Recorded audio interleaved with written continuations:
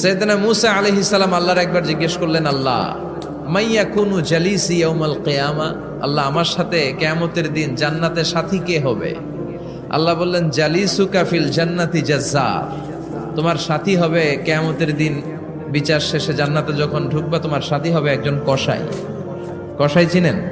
কি করে? গোশত কাটে। সাইয়েদনা মূসা আলাইহিস সালাম অবাক হলেন, ঘটনা কি? কসাই? আমি হইলাম নবী আর আমার সাথে জান্নাতে থাকবে? How come it's possible? এটা কিভাবে সম্ভব? আল্লাহ বললেন, নিজেই দেখে আসো এটা কেমন কসাই। সাইয়েদনা মূসা আলাইহিস সালাম ছদ্মবেশে কসাইয়ের দোকানে দাঁড়িয়ে রইলেন। দেখলেন স্পেশাল বিশেষ কোনো আমল নাই, কসাই শুধু গোশত কাটে, গোশত বিক্রি করে। দিন শেষে দোকান বন্ধ করে প্যাকেটের ভেতরে গোশত নিয়ে বাড়িতে রওনা হয়েছে। বাড়ির ভেতরে ঢুকে যাওয়ার পর সাইয়েদনা মূসা আলাইহিস সালাম ঘরের দরজার কড়া নাড়লেন। কসাই বলে, মান আনতা, তুমি কে? মূসা আলাইহিস সালাম বললেন, আনা মুসাফির, আমি মুসাফির, থাকার জায়গা নেই, আপনি যদি থাকার জায়গা দেন আপনার বাড়িতে থাকবো। কসাই বলে, আসেন। সাইয়েদনা মূসা আলাইহিস সালাম ঢুকলেন। কসাই বলে, এই ঘরে একটু থাকেন, ওই ঘরে আমার একটু কাজ আছে। মূসা আলাইহিস সালাম বললেন, যান, কাজ সেরে আসেন। মূসা আলাইহিস সালাম খেয়াল করলেন ওই ঘরে মাচার উপর থেকে বয়োবৃদ্ধ এক নারীকে তিনি নামিয়ে গোসল করালেন, টাওয়াল দিয়ে গা মুছিয়ে দিলেন, নতুন জামা পরিয়ে দিলেন। এরপর দোকান থেকে আনা সুন্দর গোশতের টুকরাটারে নিজ হাতে কেটে রান্না করলেন।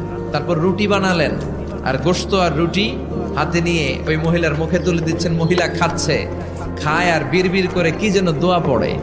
সুবহানাল্লাহ পড়বেন না? ওই মহিলাকে খাওয়ানোর পরে কসাই সাইয়েদনা মূসা আলাইহিস সালামকে মেহমান হিসেবে খাবার নিয়ে আসলেন।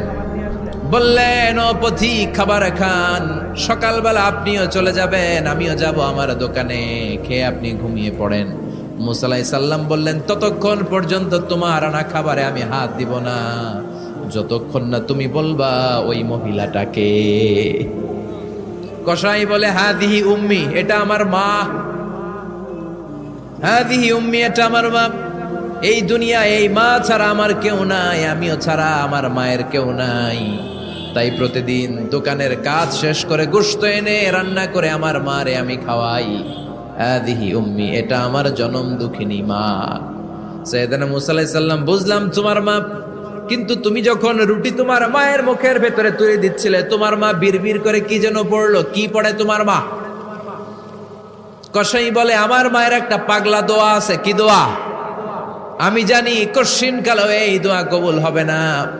আবেগের বশবর্তী হয়ে প্রতিদিন আমার মা আমার খেদমতে আমার উপর এত সন্তুষ্ট হয়ে যায়, এত খুশি হয়ে যায়। আমার মা প্রতিদিন বলতে থাকে, আল্লাহুম্মা জাআল ইবনি জালিসা মূসা ইয়াউমাল কিয়ামা।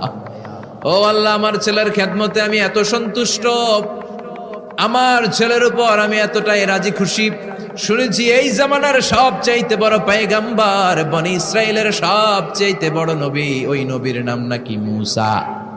ও আল্লাহ, আমি এত কিছু জানি না, এত কিছু বুঝি না, এত কিছু চাই না, তোমার দরবারে শুধু একটাই চাওয়া, একটাই ফরিয়াদ, তুমি আমার ছেলেরে কিয়ামতের দিন মূসার সাথে হাসর নসিব করে দিও। আমার ছেলে কসাই ছেলেটারে তুমি মূসার জান্নাতের সাথী বানিয়ে দিও। আল্লাহুম্মা জাআল ইবনি জালিসা মূসা ইয়াউমাল কিয়ামা। জালিস মানে ফ্রেন্ড, বন্ধু। আল্লাহ, জান্নাতে আমার ছেলেরে তুমি মূসার বন্ধু বানিয়ে দিও। মূসা আলাইহিস সালাম এবার বুঝতে পারলেন। তিনি বললেন, ঘটনা তো এই জায়গায় এতক্ষণে বুঝতে পেরেছি, কেন আমার সাথে মুফাসসির যাবে না, হাফেজে কোরআন যাবে না, শহীদরা যাবে না, ওলিরা যাবে না, নবীরা যাবে না, আমার সাথে জান্নাতে যাবে কসাই। এটা মায়ের দোয়া। কার দোয়া? মায়ের দোয়ার দরকার আছে না নাই?